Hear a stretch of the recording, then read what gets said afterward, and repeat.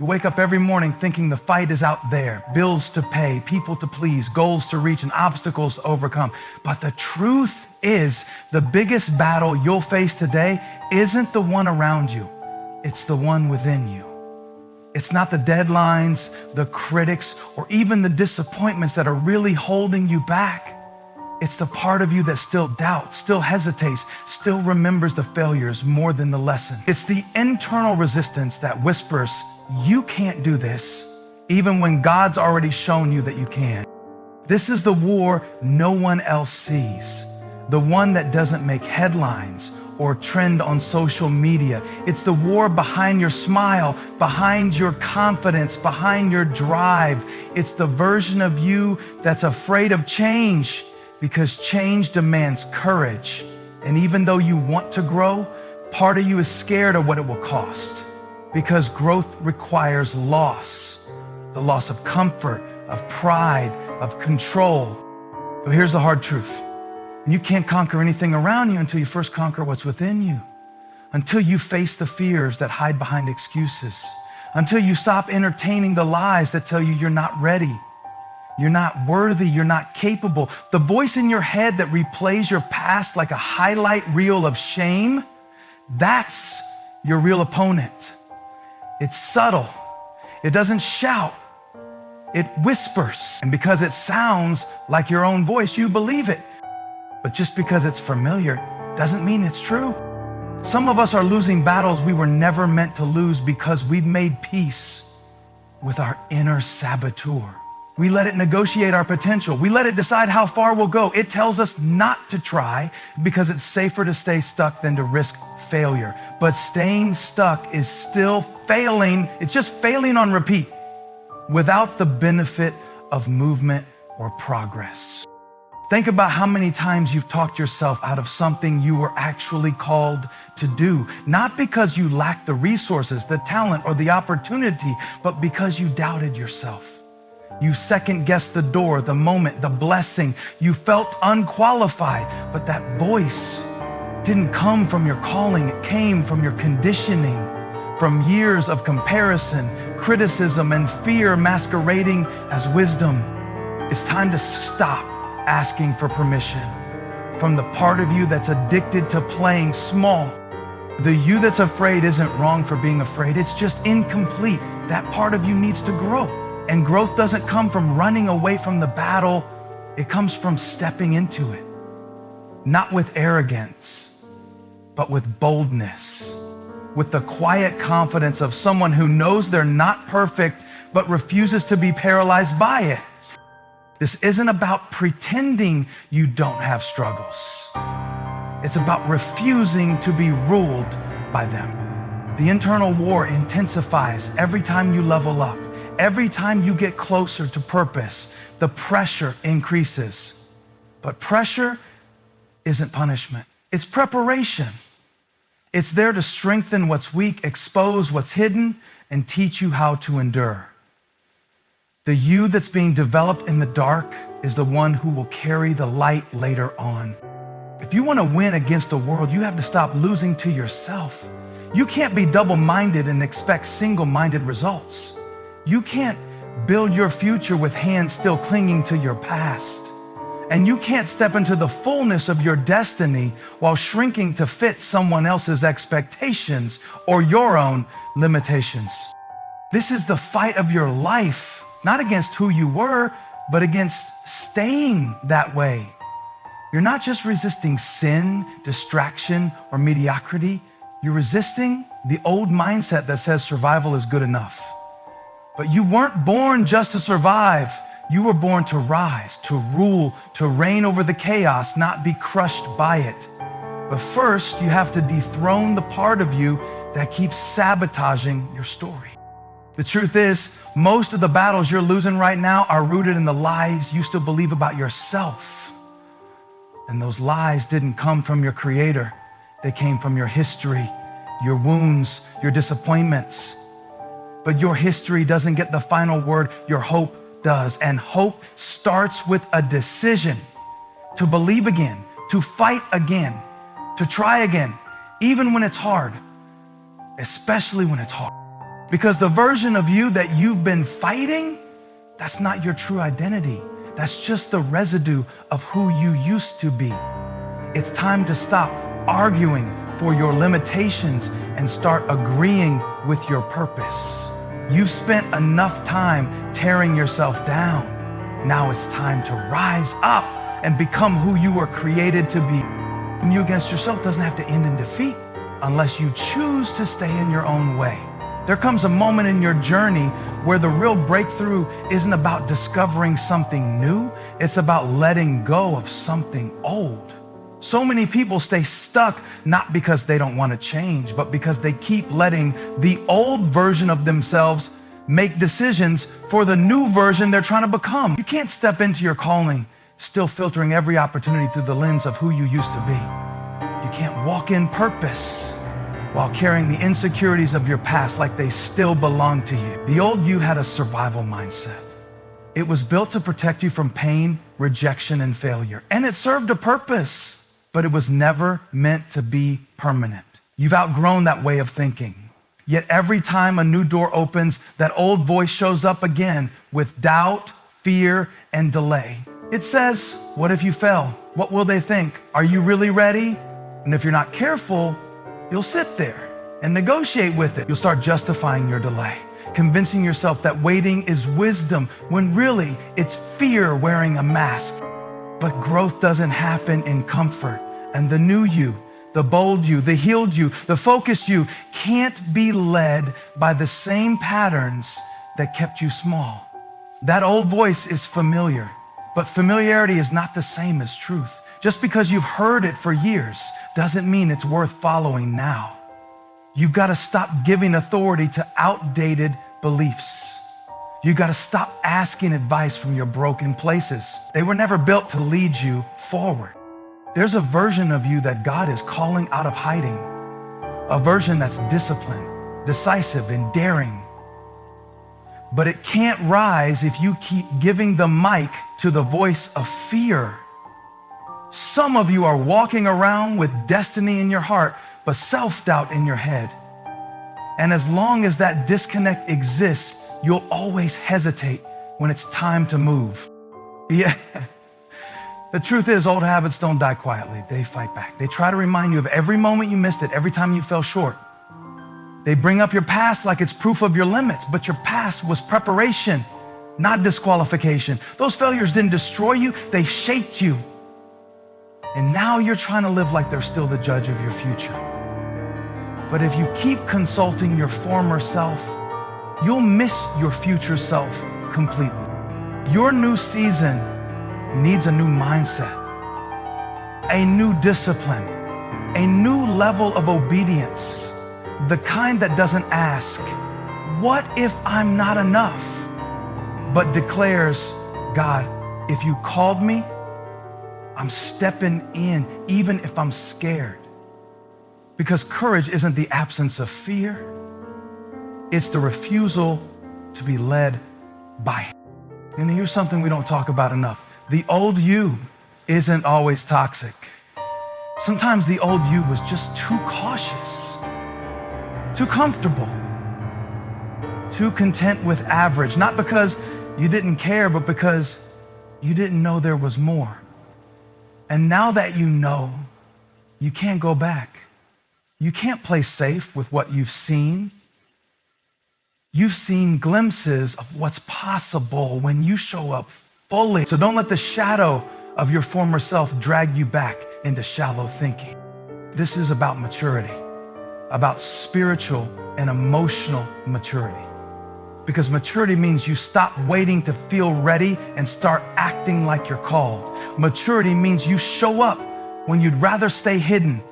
It means you silence the old voices by speaking new truth. And it means you stop taking votes from every insecure thought before you move forward. You're not who you used to be. So stop giving yesterday's mindset today's authority. You've got to lead your emotions, lead your thoughts, lead your habits. The new you is forming, but it needs your agreement. It needs your participation. You won't wake up one day magically transformed. You've got to fight for this. You've got to show up in prayer, in discipline, in decisions, and say, I'm not letting the old me rob the new me anymore. Because the old you was reactive, but the new you is proactive. The old you was passive, but the new you is passionate. The old you survived, but the new you builds. And the shift starts the moment you stop allowing the old mindset to dominate your new assignment. It's a daily decision. Every time you face something unfamiliar, your past will try to vote, but it no longer has a seat at the table. That seat belongs to faith, to obedience, to purpose. And every step you take away from the old you is a step into the strength you didn't know you had. So if you want to become everything you were created to be, stop asking the old you for permission. The new you has already been approved. There's a moment when you have to decide that enough is enough, not with the world, but with yourself. You've told yourself the same story for too long. You've convinced yourself that the reason you're not where you want to be is because of your background, your resources, or your circumstances. But deep down, you know that's not it. The truth is, your next level is being blocked by the excuses you keep making. It's not a lack of opportunity, it's a lack of ownership. Excuses feel safe because they let you off the hook. They give you something to blame when the results don't show up. And let's be real, excuses are seductive. They sound logical. They sound responsible. I don't have enough time. I'm not ready. It's just not the right season. But what if I told you that behind every excuse is the fear of becoming who you're actually capable of being? See, progress doesn't begin when things get easier. It begins when you stop letting your limitations have the final say. You've been giving your weaknesses more authority than your calling.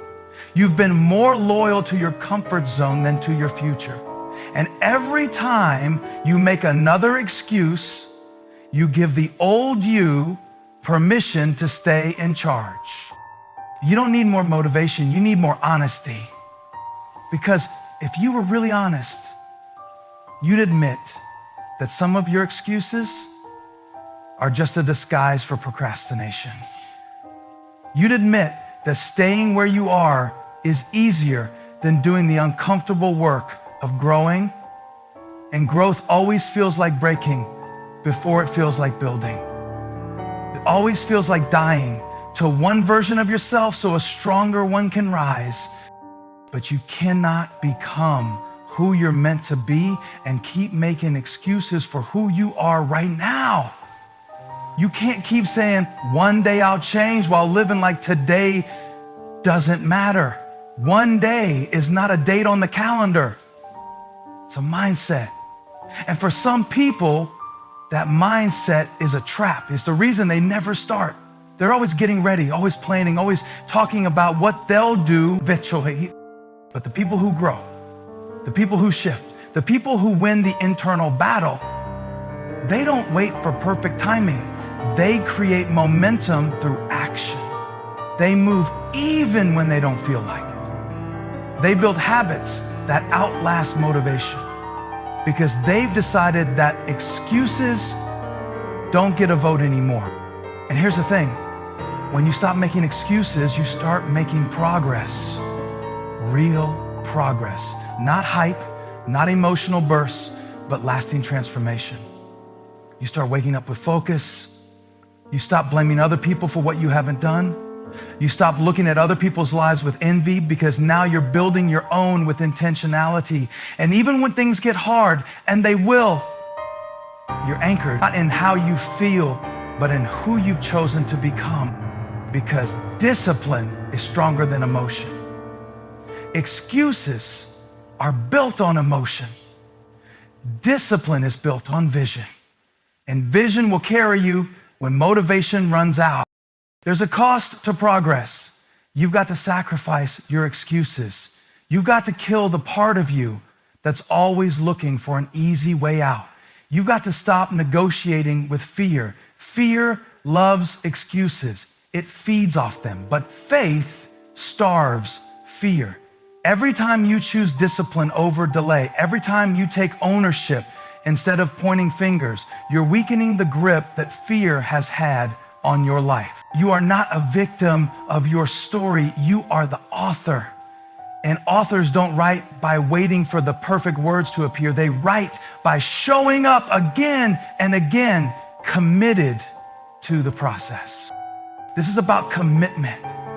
The kind that says, even if I don't see results today, I'm still showing up. The kind that says, even if it's hard, I'm still moving forward. That's where progress is born. In the mundane, in the unseen, in the quiet choices that no one applauds but heaven notices. And one day, people will look at your life and call it success, but they won't know that what they're seeing is built on thousands of small, silent moments where you chose discipline over excuse. You have to decide what story you want your life to tell. One of mischances and self-sabotage, or one of resilience and relentless pursuit.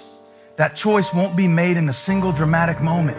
It will be made in the quiet seconds when no one's watching and the excuse feels easier than the effort. But hear me, there is greatness in you. There is clarity, there is power, there is purpose. It's all there, waiting to be unlocked, but it can't rise while excuses still run your life.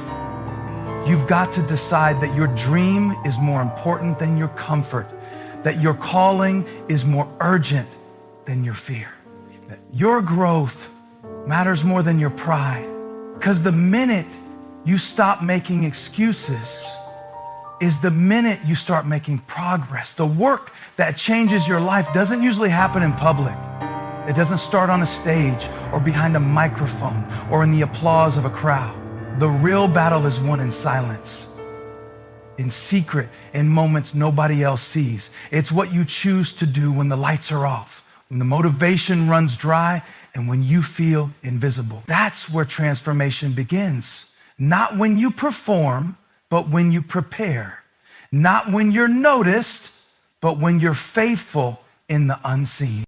Because everybody wants to shine, but not everybody wants to struggle. We love the outcome, but we resist the process. And the truth is, the process is the point. You don't become strong in the spotlight. You become strong in the shadows, in the dark places where you wrestle with your doubts, your habits, your flesh, and your pride. That's where the real you is formed. That's where character is shaped at. That's where discipline is developed. You keep praying for promotion, for doors to open, for the next level, but God is asking, can you be consistent when no one is clapping for you? Can you keep showing up when there's no reward yet? Can you train in private like it already matters in public? Because the platform doesn't build you. The pressure reveals you. And if you're not winning in the dark, you won't stand in the light. It's easy to fake strength for a moment, but real strength is built through repetition, through doing the right thing again and again when no one's watching and when it feels like no one cares. That's where endurance is born. That's where integrity grows. You don't become trustworthy in front of people. You become trustworthy in the presence of God, in quiet obedience, in private surrender. And sometimes that dark season feels unfair, feels lonely. You're putting in the work, praying the prayer, staying faithful, but nothing seems to be changing. Let me tell you, just because it's not visible doesn't mean it's not valuable. Just because it's not public doesn't mean it's not powerful. What you're building in the dark is the very thing that's going to sustain you in the light. Because if you skip the process, you won't have the foundation to carry the blessing. There's a reason diamonds are formed under pressure and seeds grow underground. There's a reason Jesus prayed in the Garden of Gethsemane alone before he faced the cross in front of the world. The crushing comes before the calling. The wrestling comes before the release. And if you can't fight in the dark, you won't be ready when the spotlight hits. So stop despising the hidden season. Stop rushing through the training ground. This is where the habits are formed, where the pride is broken, where the identity is rooted. You are learning how to lead yourself before you ever try to lead anyone else. And that is not a waste. It's preparation, it's protection, it's promotion disguised as pruning. And when you finally step into the moment you've been praying for, you won't have to pretend to be strong. You'll be strong because you've already fought the fight behind the scenes. You've already learned how to pray when it was hard, how to say no to temptation when no one would have known, how to keep your heart pure when bitterness was easier. That's the kind of strength the spotlight can't fake. And that's the kind of person God can trust with influence. So don't give up in the dark.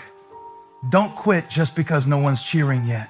Someone else's breakthrough might be waiting on your decision to stay faithful right now.